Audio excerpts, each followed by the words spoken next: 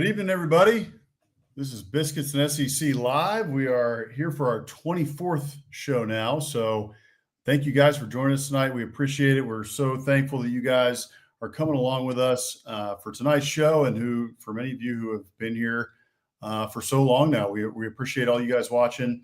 We got a good show in store for you tonight. We're going to talk March Madness. We're going to be talking about the Sweet 16, as well as what is going on with the women's tournament over on the other side as well. So we're looking forward to a great show tonight. Thankful that you guys are here with us, like we said.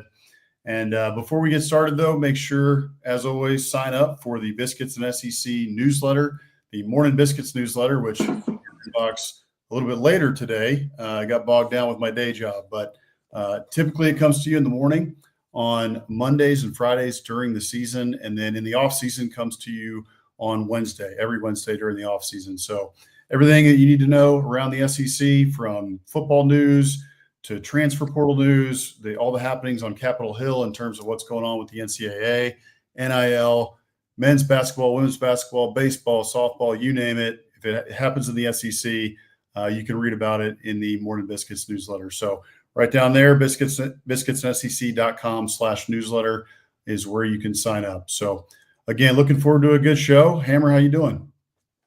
Doing well. Feels like spring. Weather's great out here in out west in Colorado. So feeling good. I mean, we had a good weekend of basketball. The SEC's dominating. Spring practice is going. Things are good. Excited to chat about it. No doubt. It was 90 here in Texas today. So spring has definitely sprung here. I don't think we're going to get any more cold fronts. And if we do, it's going to just bring us back down into the 70s. So I'm excited about that. Also, right here, we got opening day coming up. So lots of baseball up ahead. Big Rangers fans, as you can see here. So really pumped for all that. So all right, before we get started, this show is brought to you by the Steer Agency. The Steer Agency is a one-stop shop PR and public affairs agency. Football is all about strategy, just like winning in business. Whether you're dialing up the perfect play on Saturdays or looking to dominate in public affairs, PR, or digital marketing, you need a team that delivers results. That's where the Steer Agency comes in. They craft winning strategies that get you seen, heard, and ahead of the competition. Don't just play the game, control it. Visit thesteeragency.com today to take your brand to the next level. Okay, thank you to the Steer Agency. We appreciate them sponsoring tonight's show. So, Hammer, let's get into it. March Madness. There was it was a fun weekend. Not as many upsets as we typically see, especially no big ones that you would say, like a 15 over a 2 or maybe a 13 over a 4.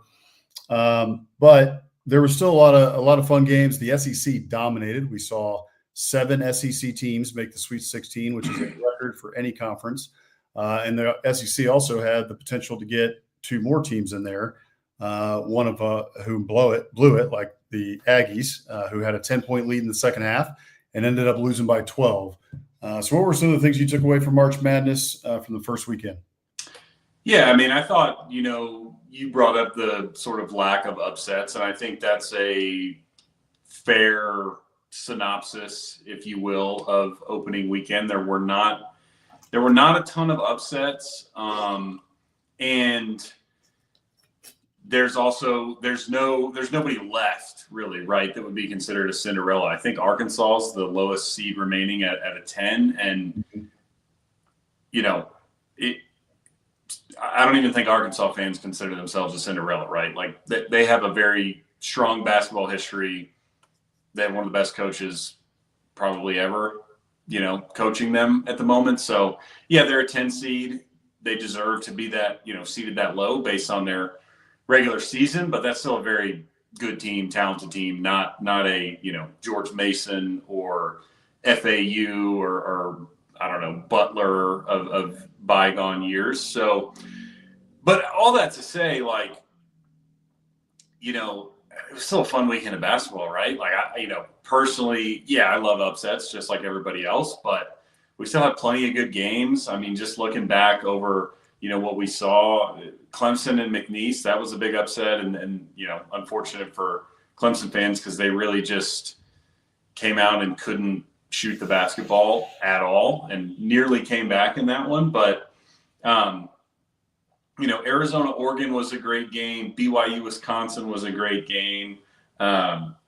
Michigan, Texas A&M was a good game, like I said, until the end. UConn, Florida, phenomenal basketball game. Clayton from Florida was just nails down the stretch. Maryland, Colorado State. I'm in Fort Collins, so that was, close to home, and that was a phenomenal game. So, again, I feel like the upsets, of course, you love it. You love to see the Cinderellas, but you just take a step back and be like, man, we got a ton of great basketball games, and I'm excited for this weekend's games too, because I think we're only going to get more. It was funny to watch some of the national media, because there was a lot of talk on social media about how just kind of boring, I guess, the first weekend was, and like you just said, I'm with you. It wasn't boring. It's never boring to watch the NCAA tournament, I don't think. However, in terms of like upsets, sure, this was a year that was a little bit low on the upsets. At least the Cinderella's able to get to the Sweet 16. Like you said, Arkansas, 10 seed, really kind of last man standing in terms of the lower seeds who made it to the Sweet 16. You had a couple possibilities who could have made it there, right? Like Colorado State, who won their first game. They were a 12 seed. You had New Mexico, who won their first game. They were a 10 seed. And then you had like Creighton was a 9 seed if Creighton had taken down Auburn, but Auburn handled them. And then you had a couple others like McNeese. McNeese had a shot. McNeese gets past Clemson, crushes Clemson. At least we're crushing them for most of the time, and then Clemson almost comes back. And then there was Drake. That was the other one I was thinking. Mm-hmm. Drake is an 11 seed, right? So there was a lot of these lower seeds that were able to make it past game 1, but then game 2 to get into the Sweet 16 and make what's considered a real Cinderella run, right? At least you have to get to the Sweet 16. They weren't able to do it. So, boring, I guess, in terms of no crazy Cinderellas. I think if Arkansas does make a run, it would be extremely impressive considering where we saw them early in the year, where people were just leaving the team for dead, kind of questioning if Cal still had it, in terms of being an elite level head coach in college basketball anymore. So there's a lot of, talk about how, okay, well, it was boring. There wasn't a whole lot of upsets and everything. And I saw, some good chatter back and forth about that. And then some of the talking heads came in, like Jay Billis, I saw, had a pretty good rebuttal to all that. And just saying, like, if you thought this weekend was boring, I don't know what to tell you. You're going to be bored with everything. And you should just stop watching college basketball because you don't really get the game. And that if you think that college basketball has fallen off a cliff because of the boringness of this weekend, then you don't know what you're talking about, because the ratings are like at record levels. They're through the roof. So I did think that was interesting. The other thing that I really enjoyed was I thought the Arkansas St. John's game was so fun. You've got two of the great coaches of all time going up against each other, the two Italian mob bosses. And at the end of the day, you have Calipari, who takes out the hit on Pitino. And in impressive fashion, like, he's got that Arkansas team playing the best he's had them playing all year. They got it going towards the end of the season, into the tournament. And now he's taken down, Pitino's St. John's, who was one of the better teams in college basketball for most of the season and has a real shot to get to the Elite Eight. So anyway, that was a couple things that I took from it. I'm with you. I thought it was a great first weekend of the tournament, and we're going to have a whole lot of good games coming up this weekend for the Sweet 16, and then a lot of potentials going into the Elite Eight. So is there a couple games that you're watching here in the Sweet 16 that you're particularly keyed in on and interested in? I mean, truly, all the games that have an SEC team in it, which is just about every one. I think the only ones that don't are Duke and Arizona and Houston, Purdue. And coincidentally, I also think, again, I'm far from a college basketball expert, but I feel pretty confident that Houston and Duke will handle their business in those games. Yeah. So not only do they not involve an SEC team, but I also think the way that those two teams have been playing, they should be relatively fine. And so those maybe won't be as good of, a game. But I mean, I think, first of all, I would certainly single out Kentucky, Tennessee, just because that's SEC on SEC. Kentucky beat Tennessee twice, the 2 times they played this year. So you got, Tennessee looking for revenge. Rick Barnes in March, as we know, is kind of a long-standing waiting for him to really do something. I think we talked about this before, but he's been to one Final Four way back in his Texas days, and since then has not been able to make the Final Four, despite at Texas having plenty of good teams. I mean, he had Kevin Durant. And then at Tennessee, he's been fantastic at Tennessee. I think as Aggies, we kind of laugh and look at what happened with Barnes at Texas, very similar in a way to Mac Brown, where he had a great run there. They got tired of him, fire him, and he's gone to Tennessee and been awesome. Tennessee has been very good since he's been there, but again, they're really lacking a deep March run. And then on the flip side, you have Mark Pope in Kentucky, who, I mean, he's, it's his first year. And I know during the regular season, especially, Big Blue Nation is a sort of a different beast when it comes to basketball. But there were fans that were not very happy with some of the stuff that was going on this year at Kentucky. And so, for him, of course, to be able to get to the Sweet 16 is great in his first season, but a possibility of a Elite Eight and Final Four is pretty incredible. So I'm interested in that game. And then, I'll let you touch on some of the other ones, but the other one I wanted to call out, you brought it up before, but Arkansas and now they're playing Texas Tech, because Arkansas is playing good basketball. They are talented. They started 0-5 in the SEC, so a lot of people did write them off, and rightfully so, for how they were playing. But you look, they took down Kansas in round 1, who it's a 7-seed Kansas, so of course it's not vintage Kansas, but it's still Kansas, right? They still got dudes that can play. Yeah. And then St. John's, who I didn't watch a lot of St. John's basketball this year. I don't know many people that did, unless you're, a Big East hoop fan and live in maybe New York City. But that's the team that won the Big East as a 2-seed, coached by Rick Pitino. That's a very, very good team, and they kind of handled the business. I mean, it was a competitive, close game, but never really in doubt. I didn't feel like coming down the stretch, it just seemed like Arkansas had control. So to see them go up against Texas Tech, I think is going to be a fascinating game, because Texas Tech, I'll just, as an Aggie, this is hard to do, but we've got plenty of family in West Texas and Red Raider alumni in our extended family. They deserve a ton of credit for being where they are. With what happened to Chris Beard when he left them on the doorstep after going to the national title game for Texas.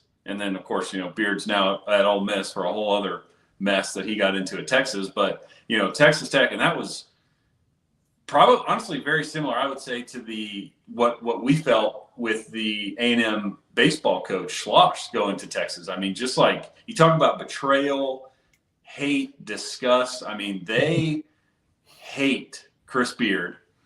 And he left them for Texas. They hired his assistant. I don't even remember his name, Mark something. And he got dismissed 2 years into his tenure for some racial, I don't remember the story. I just know it was racial stuff.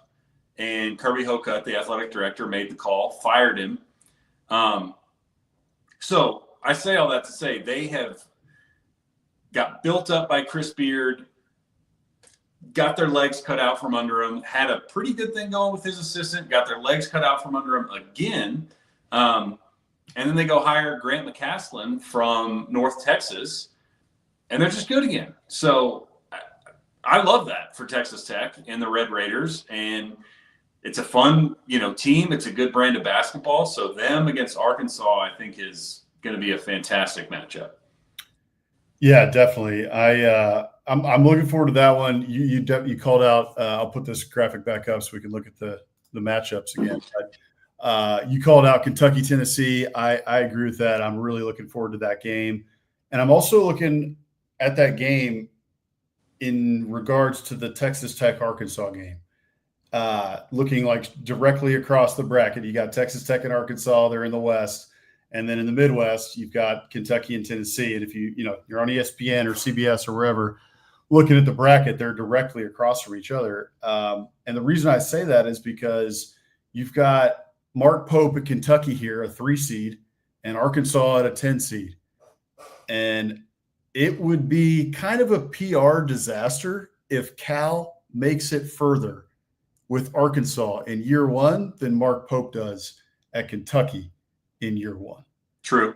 And I've heard, a couple talking heads talk about it. I kind of noticed that when I was looking through everything, and then I, kind of looked into it a little bit, and I think Feinbaum said something about it, and Feinbaum went nuclear about it, just that it would be, Category 5 type hurricane, DEFCON 5, all that, all the red lights. I don't know if it's that bad if Calipari makes it further than Pope in year one.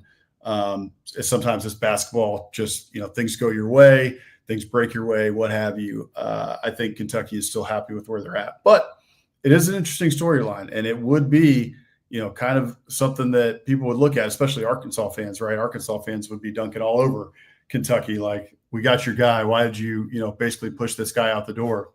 Thanks. We appreciate it. Whereas Mark Pope is not able to make it, past the Sweet 16. We'll see. Could go the opposite way. Could be, hey, we feel good about it. And, Mark Pope beats Tennessee, takes out Rick Barnes, which, like you said, Rick Barnes in March has had a lot of difficulty. He's got an incredible resume, no national championships, 1 Final Four. But after that, like, the resume is incredible, but he just can't get over the hump when it comes to Final Fours and national championships. So a lot of storylines to watch in the lower half of the bracket there. I'm also very interested in Florida and Maryland. I think Florida's playing the best basketball of anyone in the country right now, and I know that it was a super close game against UConn. UConn's won 2 straight national titles, right? And I know they're not the same UConn as they have been the last 2 years. It's still UConn. They still have an incredible coach. That was going to be a tough out no matter what. So they got past them. That might have been the biggest hurdle that they have to get past, in this side of the bracket, frankly. There's higher seeded teams, but UConn was one of those games you look at and you're kind of like, that one is going to be a very difficult one in round 2. You got kind of screwed that you're going to have to play the defending national champs in round 2 if they get past Oklahoma in round 1. But Florida, Maryland, I do think that Maryland could give Florida a run here. Maryland's not a bad team. You mentioned them last week, the Crab 5, I think is what they call them, which I hadn't heard that, but that's a fantastic nickname for those guys. But Maryland's a very good basketball team. So I'm very interested to see how that one goes. And then the other one that I will point out as well, another SEC game, is Ole Miss, Michigan State. And the reason I bring that one up is because Michigan State played Texas Tech when Chris Beard was at Texas Tech years ago. Texas Tech beats Michigan State in the Final Four to get to the national title game. And Tom Izzo was asked about that after the game the other night when Michigan State beat New Mexico, about having to play Chris Beard. And he told the reporter, he said, how about you just let me enjoy this game and then I'll worry about Chris Beard later. That guy's a nightmare to go against. And he's right. Chris Beard, for you Ole Miss folks listening, I know plenty of Ole Miss fans listen to this show from Stephen Willis's Twitter, is, you guys have a great one. I hope you can hold on to him. Chris Beard was asked about that this week. Are you thinking about Ole Miss? Would you entertain other jobs? And he kind of equivocated. He just said, hey, we're here to build something special at Ole Miss. And we saw something special here. That's why we're here. I think he's going to stay at Ole Miss for a while. Ole Miss has the backing. However, he said the same stuff at Texas Tech before he turned his back on them and went to Texas. So yeah, something to keep an eye on. But that game is going to be fascinating because of the history between Izzo and Beard. Yeah, I would agree. I mean, just on Beard, I have no idea, what he's thinking, obviously. My hunch would be, at a minimum, just because he's made it this far, he's back next year because most of those jobs have been filled. But you're right. I mean, long-term, who knows? That's, we've seen it at A&M. The one time we had a great coach in Billy Gillespie, he got plucked by Kentucky, right? So even if you're not a traditional basketball school, despite having money, resources, facilities, there's always going to be a lure of something else if the right opportunity presents itself. Now he might stick it out at Ole Miss because they were the ones that, showed him loyalty after what went down at Texas. Who knows how much that matters to him? But as of now, yeah, I think the here and now is you've got a great chance to go to an Elite Eight. And forgive me, Rebels, I don't know the Ole Miss, basketball history, but I'm willing to bet an Elite Eight is as far as they have ever gotten. Perhaps even a Sweet 16 would tie as far as they've ever gotten in March Madness. We're not talking about a traditional basketball school. So for them to be in the Sweet 16 with a very legitimate chance to go to an Elite Eight is incredible. And I think Michigan State's really, really good, but Ole Miss has handled business, right? They came out on fire against North Carolina. North Carolina, came back, made it kind of close, and then Ole Miss made their free throws, handled business down the stretch. And then Iowa State, they kind of just handled them. That was never really even as close as the North Carolina game.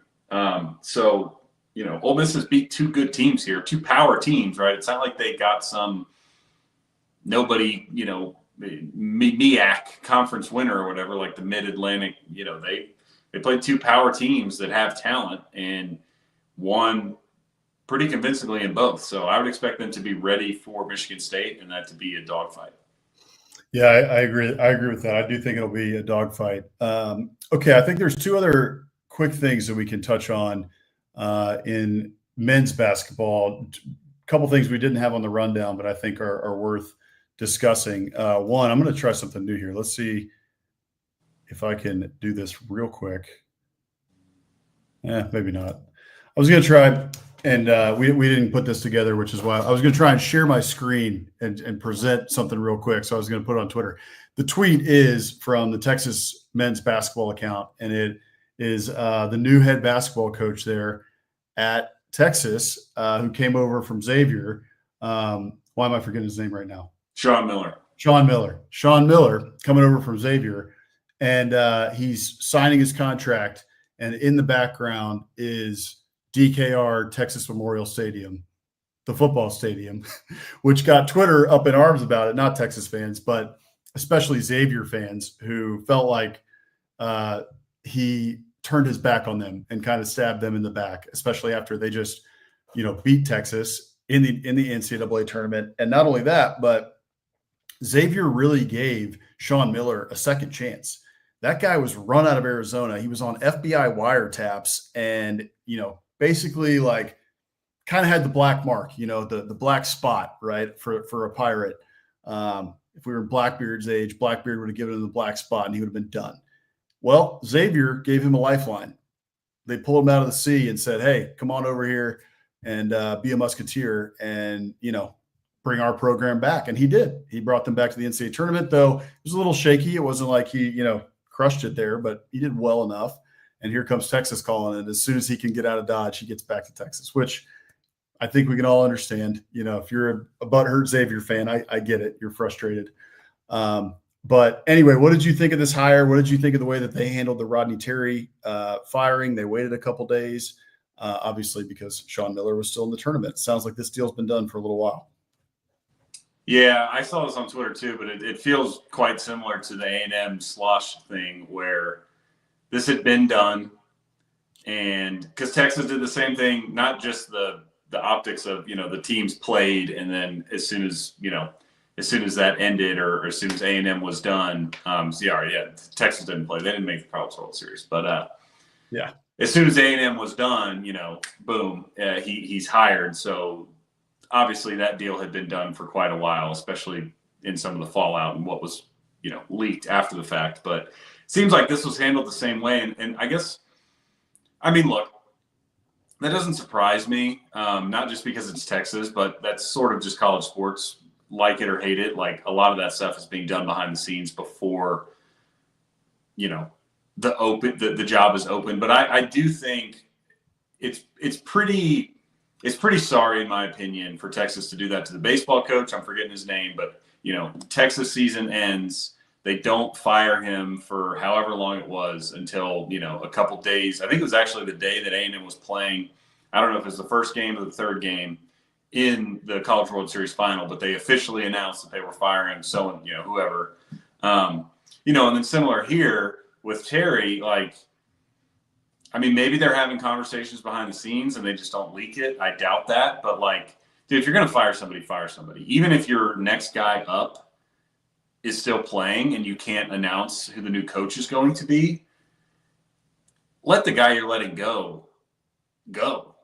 There's no need to let him sit there hanging in the wind, especially look, I'm not a Rodney Terry fan. I thought the guy was annoying, kind of a baby. He whined a lot, in my opinion, about a lot of things. But and he was a narco terrorist. Yeah, right. Yeah, he's Pollo Hermanos from Breaking Bad. So, yeah, very big time criminal. But again, it's just I just have a problem with letting a guy like that kind of flail in the wind for several days when everyone knows you're firing him. It's been leaked that he's going to be fired, but you just don't act on it when, as we just brought up before, he's the guy. Not to say that he didn't deserve to be fired. He probably did. I don't think he did a very good job, but he's the guy that jumped in the middle of the season when Chris Beard had to get let go and earned the job. So for a guy like that and took him to an Elite Eight, right, served the university well, he stepped in your time of need, and then you repay him by not just firing him, but basically everyone knows he's been fired for the last month, and he limps, into the round of the 68 playing game. He gets then loses that, and he should have been fired that night, honestly. But in terms of the actual hire, I think Sean Miller's a good coach. I think it's a good hire. I expect Texas to be competitive with him. I don't think it's a home run hire, right?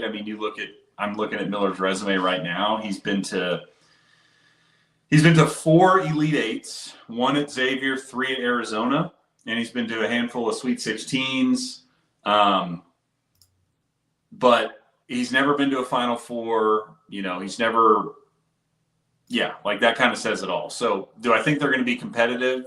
Yeah. Would I expect them within the next couple of years to be, a number 1 seed?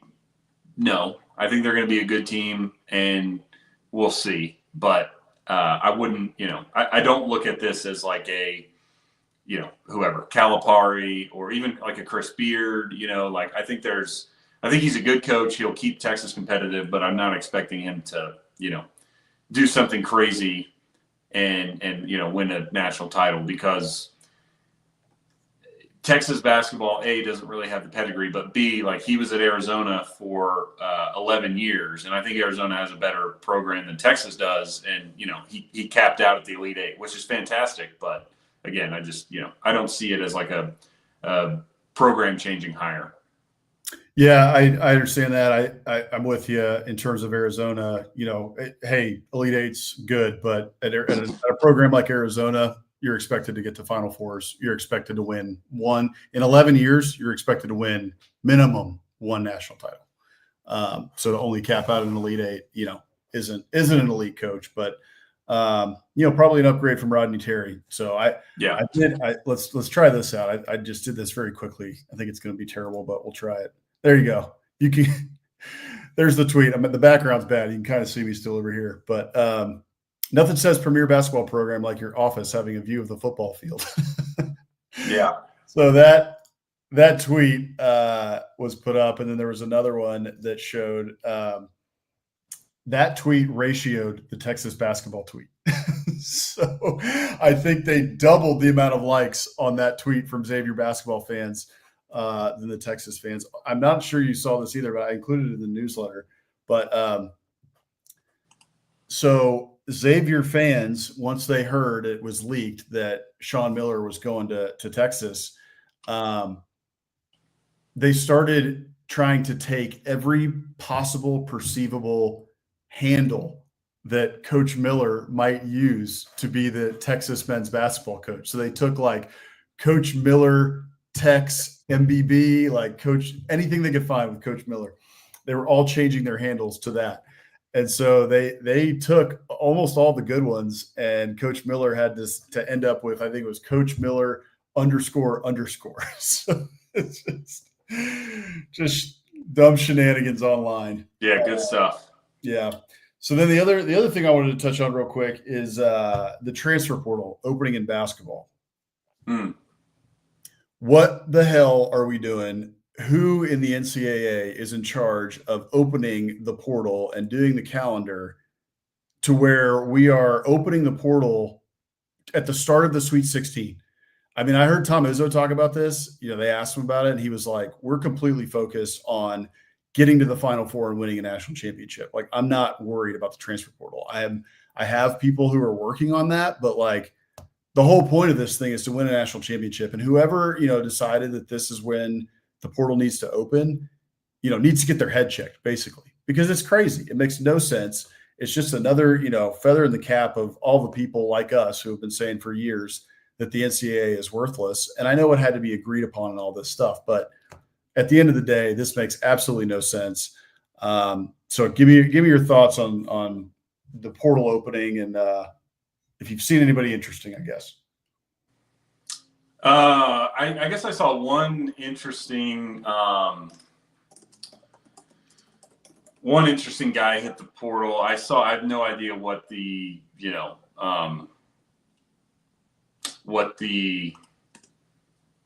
likelihood of this happening is, but I did see some Aggie fans hoping to get a guy out of the portal from New Mexico, actually. So the team, won their first round game, lost in the second round. First of all, their coach, Patino's son, Richard Patino, got hired at Xavier, so he left. Their starting point guard, who was the Mountain West Player of the Year, averaged 20 a game, has hit the portal. So, again, I saw A&M fans wishing. I'm sure we're one of probably 40, 50 schools that are wishing he would come to them. I have no idea what he's thinking. Hell, maybe he'll go to Xavier and follow Patino if he likes him that much. But I thought that was an interesting name. I think that's a big name that you'll see at a power school next year. And then in terms of the portal opening up, yeah, I mean, it's insane. I mean, to take it back to what you first said is like, who's deciding this? Well, unfortunately, the answer is nobody, or we don't know, because there's no figurehead, there's no commissioner, there's nobody steering the ship. And yeah, it's completely insane, especially because, look, we talk a lot about, obviously, football on the show and the football transfer portal and how that calendar is brutal and messed up, for teams playing in the playoff, especially now that there's 12 teams because the portal opens at the end of the season. However, that at least makes some sense because of the academic calendar. Now, the timing is still, doesn't make the timing any less terrible, but it at least makes sense from an academic perspective because you're going to allow kids to transfer over the break in winter and enroll in time for spring classes at their new school. This, in the spring, like, there's none of that, right? Like, a kid can enter the portal. He's not going to get to campus until, I guess, summer if he enrolls, or fall. So for them to have it, open up now rather than after the tournament is done, say mid-April, makes absolutely no sense. It's a complete no-brainer. I have no idea why it's being done this way, especially when, we talk a lot about the transfer portal in football again, and how impactful it is and how many guys enter. But I don't know what the statistics are in terms of like a per capita thing, right? But when your roster size is, 85 or now up to 105 in football, like, you have a lot of wiggle room. Obviously, you need to be active in the portal because you're going to be losing kids and you have to replace them and you want to improve your roster. But when your roster, and I don't know what it is in college basketball, 15, 13, like, it's a lot bigger deal. To like 5 guys entering the portal is common. That would be a third of your team. If you have a third of your team enter the portal in football, you're talking 30 plus guys, which only happens to a select few programs. So it's insane to put that kind of workload and stress on on coaches and programs that are still playing for weeks to come. So yeah, it's idiotic, and it doesn't help the players either, because again, I would assume a lot of the guys, especially if you're a top end player, like, you're probably going to want to go to one of the schools that's still playing. And guess what? You're not going to talk to them. You're not going to go on a visit while they're playing in the Sweet 16 or Elite 8 or Final Four. So none of it makes sense. And it's just another idiotic thing being done by the NCAA, and sort of, a feather in the cap of people like you and I who are, seemingly screaming into the void of just like, somebody has to take control here, because nothing that's being done makes any sense. Right. And there's coaches screaming that into the void who have been for a couple years now, right? It's just like every year there's something or multiple things that are a problem. Even this year, like, another point to think about is, there's a couple things to think about. One is, like, okay, one of the names that I was looking at, there was a couple names I was looking at today when writing the newsletter about, okay, like, who from the SEC entered into the portal in the first couple days, because the portal opened on this past Monday, and it closes, I believe, on April 22nd. Typically, right, you see a wave at the start. There's a huge wave within the first couple of days, and then it, in terms of entrance, it starts to peter off, and then kids start to figure out where they're going to go. So there wasn't like this huge onslaught from the SEC that I noticed. I looked at most teams. There was a couple names that stuck out to me. There was a power forward from LSU who was a 4-star, Corey Chest, I think was his name. By the way, awesome name, Corey Chest. Sounds like a Marvel hero. And then there was a kid from Ole Miss, TJ Caldwell, who entered the portal, and then who's a 4-star, and a kid from South Carolina, Zachary Davis, who's a point guard, 6'8" point guard. I didn't know that. That's crazy. That kid's a point guard, but 6'8" point guard, 4-star. So those were a couple of the names that stuck out to me, mainly because of their rating right on 247. But TJ Caldwell, Ole Miss is in the middle of a run. They're in the Sweet 16, but he has no other choice. The kid has decided he wants to go. He wants to leave Ole Miss. He wants to, go somewhere else and take his talents elsewhere. Maybe he's trying to just elicit more money out of the Grove Collective. I don't know what his motives are, but the fact that he has to enter now while they're in the middle of a Sweet 16 run and hopefully going to continue on, and the fact that Chris Beard as a head coach has to worry about kids potentially entering the portal right now, or, choose any of these other teams in the Sweet 16. Calipari has to worry about it. Mark Pope has to worry about it. Rick, Tom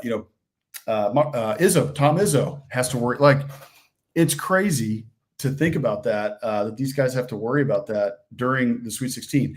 And then to take that one step further, I totally get that the whole point of this thing is to win games, right? The whole point is to make the tournament and then to win a national championship. That's why everyone coaches. That's why everyone plays. However, when you get to this point in the season and you get to the Sweet 16 and then the transfer portal opens, in terms of reloading for next year, you're now at a total disadvantage because your focus is split. You're split on and everyone knows it. There's no going around it, right? Like, Tom Izzo can say, okay, like, I'm totally focused on beating Ole Miss and getting to the Elite 8 and then to the Final Four and onward, right? But everyone knows he has to. He's going to have to take calls from transfers, and his assistants are going to have to be giving him calls in between practices and game planning and whatnot, because there's no other way. You have to do it.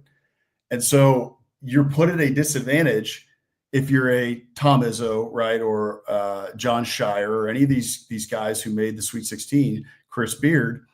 Whereas if you're a Buzz Williams at Texas A&M, who, you lost a heartbreaker to Michigan, but hey, now you can breathe, right? And by the way, Buzz and A&M is a great example because they're a very, senior laden team. They're going to have a lot of kids that leave. They have a lot of attrition, not even just from kids entering the portal. So they're going to have 4 or 5 guys they got to replace already, not to mention whoever enters the portal. And so Buzz can sit back now and say, all right, like, all of our focus is on next year and that roster versus these other guys who 7 SEC teams in the Sweet 16 are having to play, right? And can't. They have to split their focus. So, yeah, I mean, from all angles that you think about this, it's a joke. It's a complete disaster.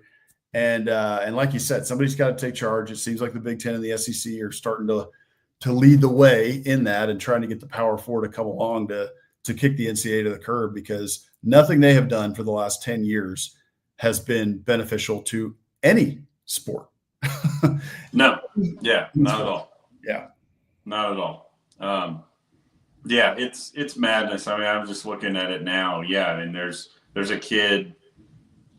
It looks like for the most part, as you would expect, like schools that are still in it are not losing guys. But you mentioned Ole Miss, and I'm just scrolling here. Maryland, I assume these guys are not playing, but Maryland lost a guy. It's still depth, though, right? You're one twisted ankle away from having you have a 4-star guard on the bench or something, right? And like, hey, he's not ready yet, but he can play, and maybe he gets hot in this game. You're one twisted ankle away from being in the game, Yeah. Yeah. It's stupid. So it kills your depth. I mean, I think these kids can still play, right? I want to caveat that. I need to double check that. I believe these kids can still play, kind of like the kids did in the bowl game, right? Yeah. So I think they can stay on the roster. But it's kind of that, do you even want them there? Yeah, that's a weird dynamic. It's a weird dynamic, and it adds in a distraction into the locker room that is completely unnecessary. If you just push this a couple weeks and open the portal in a couple weeks when it doesn't matter with the academic calendar, like you pointed out, you wouldn't have to deal with this distraction. And coaches are just absolutely hate this because you want to cut out as many distractions as possible. Like if you're Chris Beard, you have TJ Caldwell who enters the portal. Just an unnecessary distraction when you have to go up against the 2-seeded Michigan State Spartans. Yeah, and I mean, like I said, okay, great. So the kid can still play. A, do you want him there? Mm-hmm. B, can you count on somebody like that who is fielding calls and texts? And all these kids have agents now, so I mean, here we go, right? And I think I want to put this kid into the game, but it's like, oh yeah, on second thought, like that guy he wasn't paying attention during film study. He was talking to his agent, trying to, figure out his next move, figure out what his next NIL deal is. So, yeah. And again, it's not the kid's fault. Certainly not the coach's fault. It's the system that they've been dealt, and everybody's handling it, on an individual basis about what they think is best for them. So I don't begrudge any of the guys entering the portal, but yeah, it's just a ridiculous system. Yeah, right. It's the problem is the system. It's not with the kids who are entering the portal, for sure. So, all right, that's enough on the men's. Let's get to before we get to the women's real quick.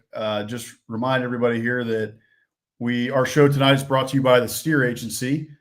Football is all about strategy, just like winning in business. Whether you're dialing up the perfect play on Saturdays or looking to dominate in public affairs, PR, or digital marketing, you need a team that delivers. That's where the Steer Agency comes in. They craft winning strategies that get you seen, heard, and ahead of the competition. Don't just play the game, control it. Visit thesteeragency.com today and take your brand to the next level. So, okay, thank you to the Steer Agency. Let's move on here to the women's tournament. SEC also dominating the women's tournament in both tournaments, the men's and the women's. The SEC had the most of any team or of any conference move on to the Sweet 16. So 7 in the men's, 6 for the women. Check out the games here. This is not all the Sweet 16 games, obviously, but this is all the Sweet 16 games in the women's tournament that involve a team from the SEC. So a lot of good games, a lot of interesting games on in the women's bracket. Still have South Carolina and Texas, the 2 SEC number 1 seeds still left. And you've got Ole Miss, who gets to go up against the team that was almost wall-to-wall number 1 this year, which is UCLA. They would have been wall-to-wall number 1, but they had to beat South Carolina pretty early in the season in order to take that over. So a lot of fun games. Going to be an exciting weekend on the women's side. Is there anything that sticks out to you? Any games that stick out to you that you're looking forward to? I mean, Texas, Tennessee, I think will be good, right? Texas has had a great season, and I have Tennessee's historically incredible program, right, with Pat Summitt and all that they have done, and they're kind of trying to fight their way back. So that would be a really, really big win for the Vols if they could pull that off. Otherwise, the one thing that stood out to me in the first, just from the first couple round games, and hand up here, I did not watch the first round games, but in prepping for the show, just looking at the scores, these ladies can score.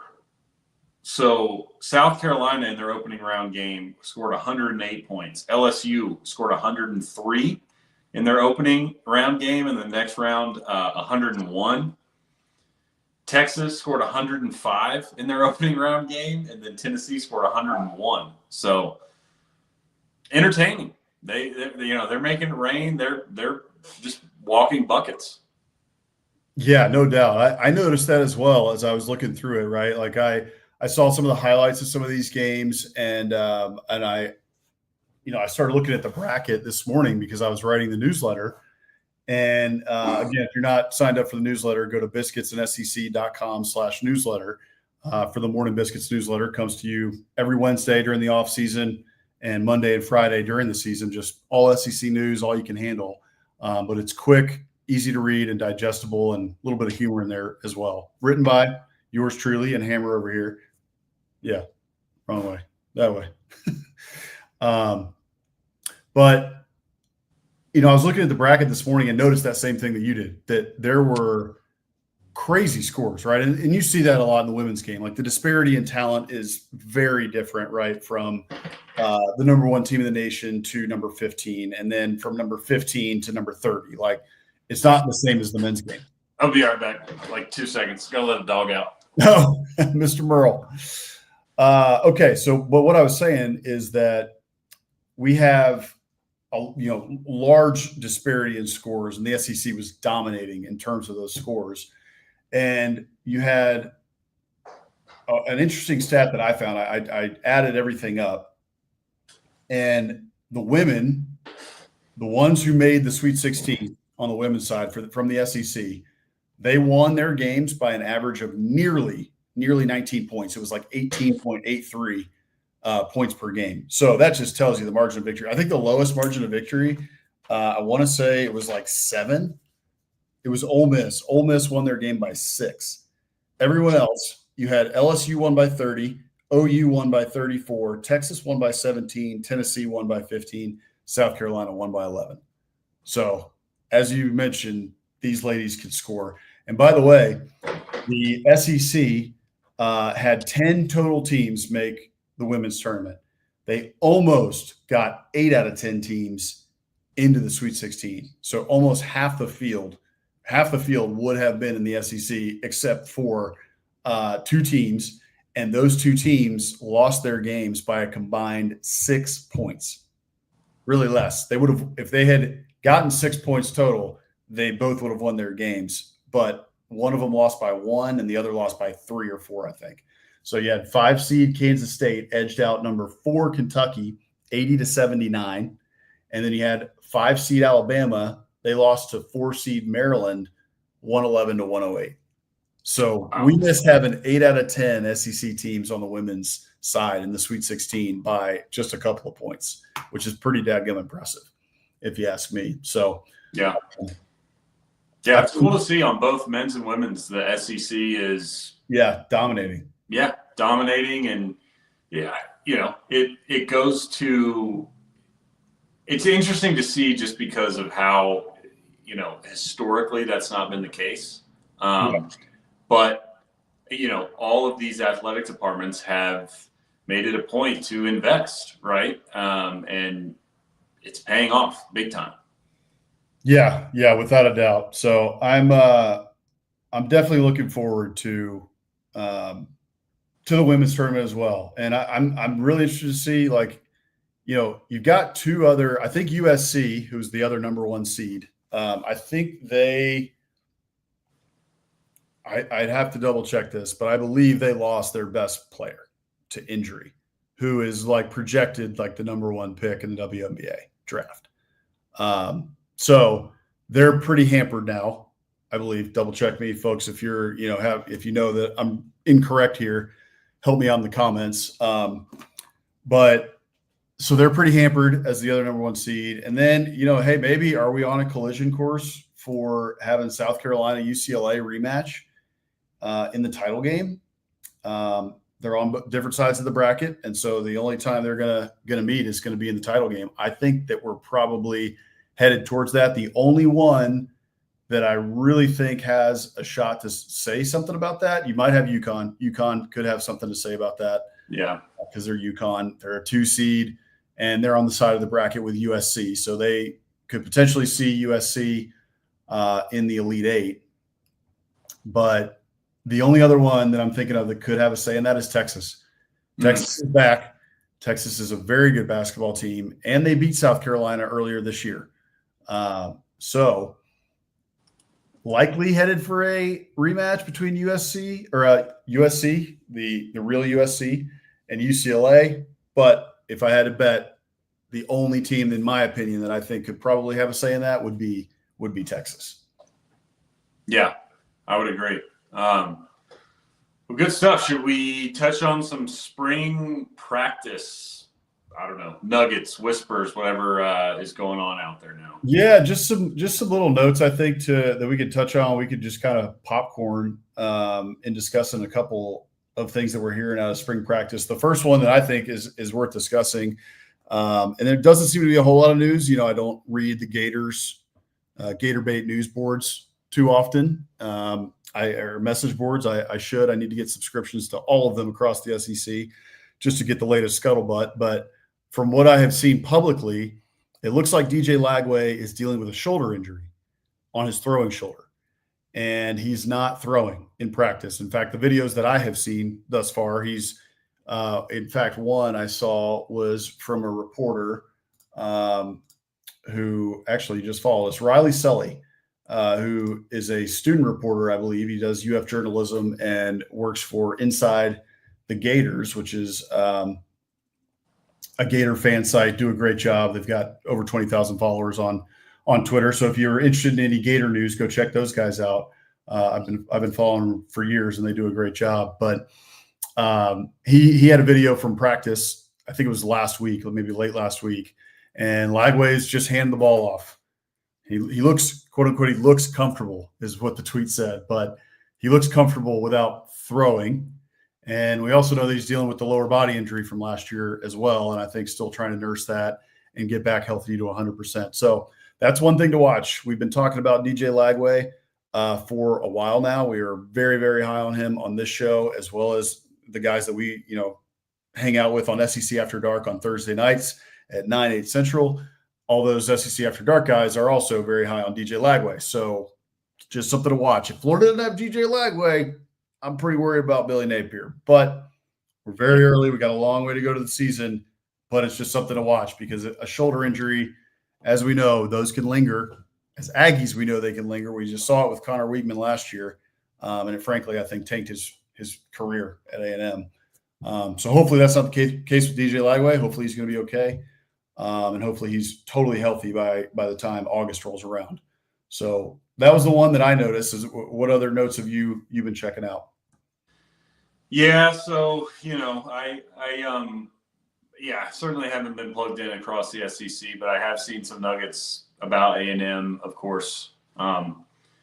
It seems like I think there was several. I think Elko and Marcel Reed both highlighted the transfer wideout Casey Concepcion, who, if you missed our episode 2 weeks ago now on impact, incoming transfers to look out for in 2025,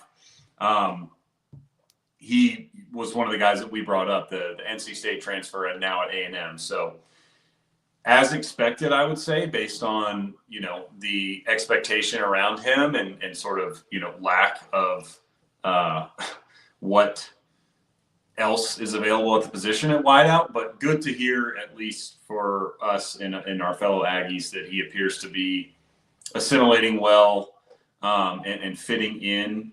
One other note, well, I guess two from A&M before we get to another team here. We don't need to spend all the time on the Aggies, but first, Micah Hudson, who we did mention during the transfer, he's officially not with A&M. Really haven't heard what went down, what happened. He's not there. He's not enrolled. So who knows where he'll end up or what he'll end up doing, but he's no longer part of the picture. And then Terry Bussey, who was a freshman last fall, former 5-star, Mr. Football in Texas, is full-time wide receiver. So last year, I think he only played wide receiver. I don't think he actually got snaps at DB, but he came in like most kids, especially he's a small-town kid out of East Texas, Timpson, I believe, which look it up on Google. It's nothing. He played both ways. So when he came to A&M, it was what's he going to do? Where's he going to fit in? He played receiver last year, but never really made much of an impact. Was not, I wouldn't say comfortable probably in the offense, but he's a full-time receiver now. So we'll see how that works out. He's obviously talented, and I think picking and sticking with a position is probably good for him, regardless of whether it's a DB or receiver. But he's a receiver, so they'll be trying him out on offense full-time now as well. Definitely. I'm very interested in that because you have two big needs at both positions that he plays, cornerback and a wide receiver. And A&M that tells me that Elko is more worried about wide receiver, frankly, than he is about cornerback, which is a little surprising to me because they had some dudes get absolutely burned last year. However, you still have Will Lee coming back, and he actually played very well last year. He was not the problem. And it was on the other side. It was with Eli Ricks, but they also brought in the kid from Georgia, Julian Humphrey, in order to shore up that cornerback room. And they've got a lot of talent there. It just hasn't, even in the secondary, in the back end of the secondary, they've got a lot of talent. It just hasn't necessarily worked. There's no other way to put it. Like USC carved them up in that whole game, and they got carved up in multiple other games. I mean, they made Peyton Thorne look like a Heisman candidate last year during the first half. So, but looking at A&M's wide receiver room, there's a lot of questions there too. A lot of talent, but a lot of questions as well, especially the size. I'm going to be hammering that from here until August. Go look at the roster. Go look at A&M's roster. They're lacking in size, and losing Noah Thomas was maybe one of the biggest losses of the offseason for any team in the SEC, in my opinion, just because of what that means for A&M's returning, receivers, but also just for their room in general, where you don't have a tall, large possession receiver and someone who you can just throw it up to, on a fade once you get inside the red zone, inside the 15 sort of thing, which is something that they did a lot to Noah Thomas over the last 2 years. So a couple other, quick notes, and these aren't necessarily in terms of a team. I think we can probably finish out on this last one I mentioned here. But one is that Oklahoma State's Mike Gundy talked about potentially doing a home-and-home spring game type of scrimmage with Oklahoma for Bedlam, bringing back, some sort of Bedlam. It sounds like a lot of fun. I'm all for these spring game ideas. I think getting rid of the spring game is bad for college football, actually. I think it is good for fans, especially, to be able to see these kids and just enjoy like a fun day, right? It gets kids interested in the game. I don't think it's good for the sport to do away with spring games. So I really, really like that. Gary Danielson is stepping down. He will be leaving and retiring after 2025 from CBS. So I know that there is, hooping and hollering and people celebrating in the streets all over the SEC footprint at that news. I never hated Gary Danielson. I just think he was, he had his quirks, and, he absolutely loved Alabama, just like every other, commentator out there. But Gary Danielson is retiring. And then the final note that I have from our newsletter this morning is one that I think is interesting to talk about.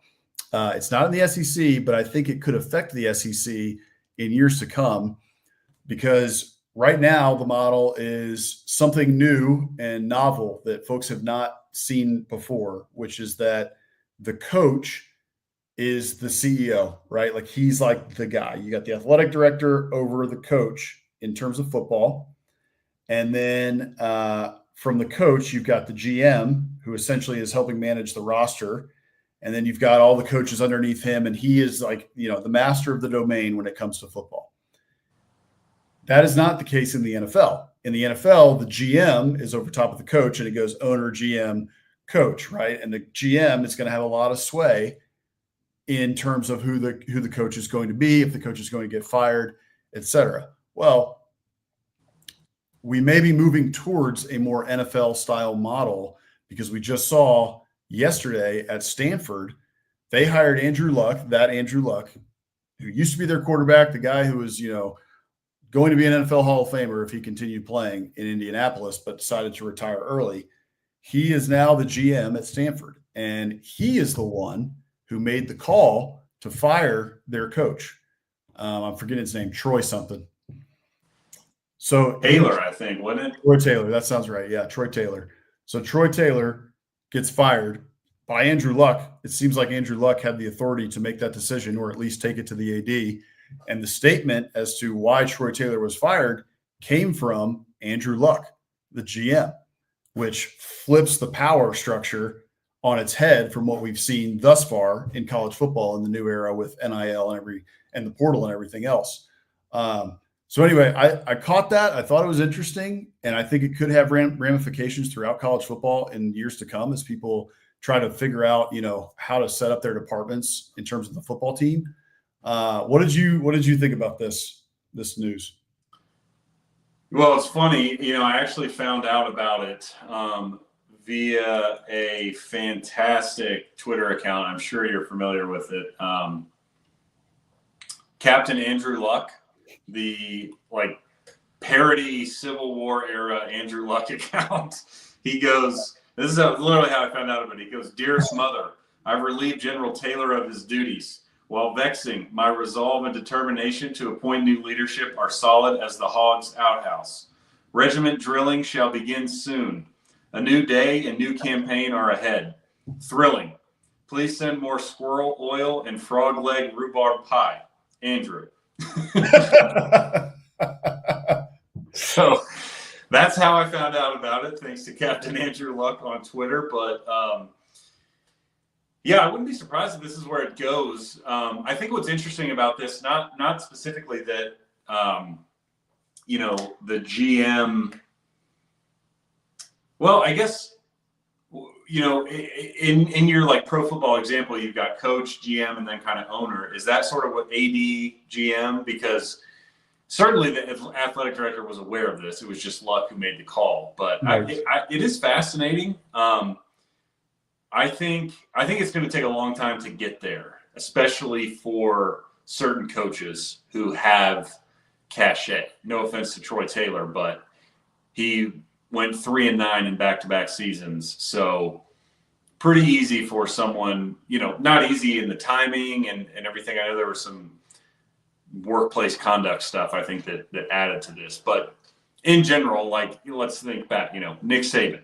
He's not going to have a GM that's going to fire him or tell him what to do. He'll have a GM to help, but they're not going to have say over him. And neither is Kirby Smart, who, by the way, I think I included this in the newsletter recently, but let's see if I can find it. I'm not going to be able to find it on the fly, but Kirby basically said, I'm not hiring. Yeah, Kirby will remain his own GM. Love it. He said that, I think, in the spring practice. So again, of course, he has personnel people. But he is not going to hire someone as a general manager or with that title. And that's also a guy that I wouldn't expect, even if he had a GM.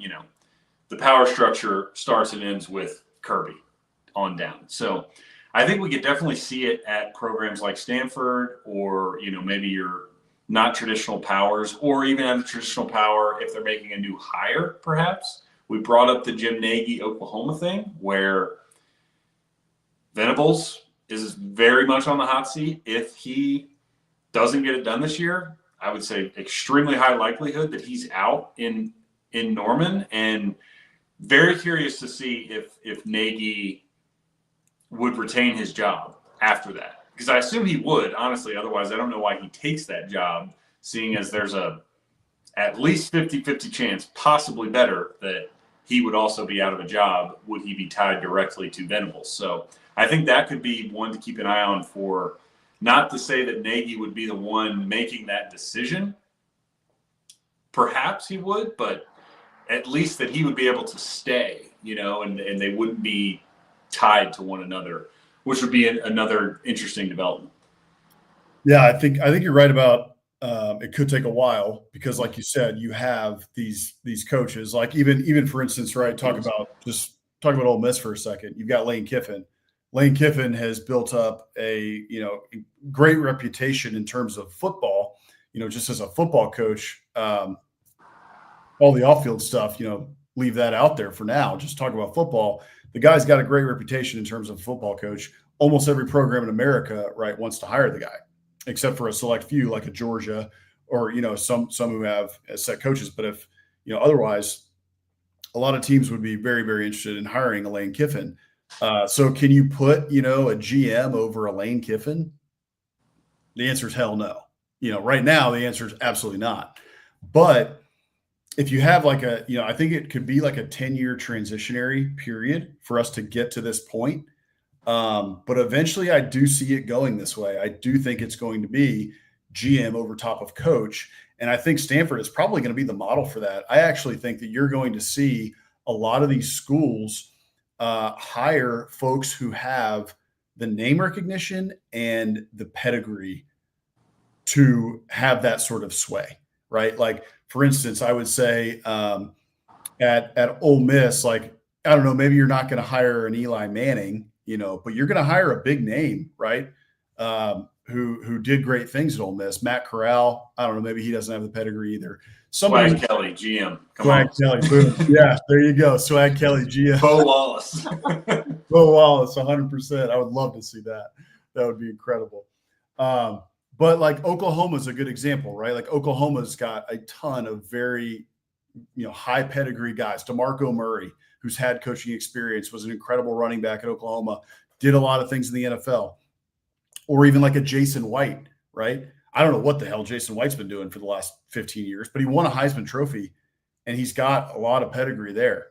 I'm going to assume he either owns a car dealership or is somehow involved in real estate in Norman, but total guess. I'm sure he is, but I'm sure he's done very well. You know what I mean? Hey, that's what a lot of those guys do, and they all do very well. So I'm sure he's very well off, but he won a Heisman. And I guarantee you, if Oklahoma called him and said, hey, man, do you want to come be the GM?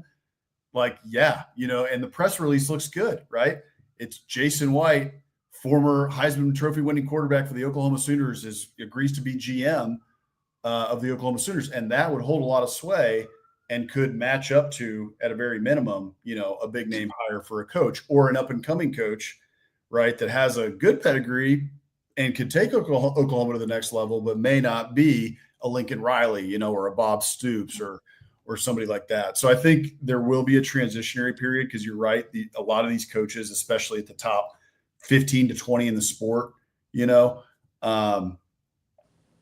would not ever have a GM over them. They would rather quit probably than do that or retire.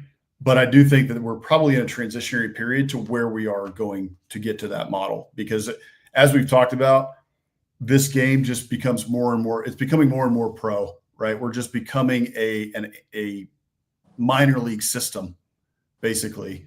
I'm not saying whether that's good or bad right now, but that's where we're going. And so I can see that we're probably headed towards that with the GM model. And I think this is probably the first domino to fall.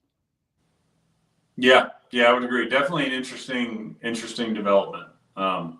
If you're not following Captain Andrew Luck, I recommend it for all your Andrew Luck and or Stanford football updates. That is such a blast from the past, because there was probably 50 of those Civil War accounts of every, probably 5 years ago, including the kid, I'm forgetting his name, the quarterback who played for South Carolina, who was like a 6th year. He was a coach and then had to play. Oh yeah, he was the grad assistant turned starting QB. That's right. Zebediah, or I don't even know that, but whatever. Zebuliah. Yeah. Zeb something. Yeah. I can't remember. Anyway, that was a great time on Twitter. So I'm glad to see Captain Andrew Luck is still doing well and still on the front lines.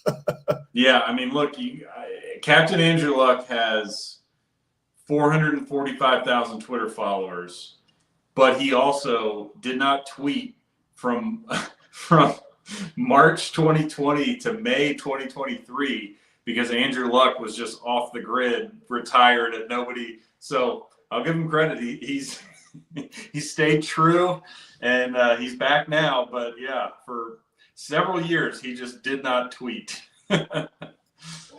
Got it. Well, I just found the one I was looking for. 11,500 followers. Brigadier General Zebuliah Noland. Zeb Noland. That was the Gamecocks quarterback that year. Yeah. Congratulations to him. Last tweet was February 9th, 2024, because Zeb Noland became the assistant quarterbacks coach at Murray State. All right. Moving on up. His tweet for that was, "Dearest Racer Nation, ready the cannons. We ride. Zebuliah." Oh, man. Well, thanks, everybody, for joining us tonight. We had a must-champ coach of the week, but we weren't able to put the graphic together for it. So we'll kick that to next week. Stay tuned. It's a good one. But we will have the must-champ coach of the week next week. Also, hopefully, we'll have a biscuit of the week next week. But sorry we missed it. That was all the time we had. So thank you guys again for joining us tonight. We appreciate you being with us. We are Biscuits and SEC. As always, please do sign up for the Biscuits and SEC newsletter, the morning Biscuits newsletter, written by myself and by Hammer. We switch off weeks during the offseason. On Wednesdays, it comes to during the offseason, and Mondays and Fridays during the season, all you can handle for SEC news and notes from across the SEC, just keeping you updated in terms of everything happening across the footprint. So for Hammer, I am Bossman. Thank you, guys. We will see you guys tomorrow on SEC After Dark, 9/8 Central. So looking forward to seeing you guys there. And then we'll see you back here next week. Same time, same place for Biscuits and SEC Live. For Hammer, I'm Bossman. See you guys next week. Appreciate y'all.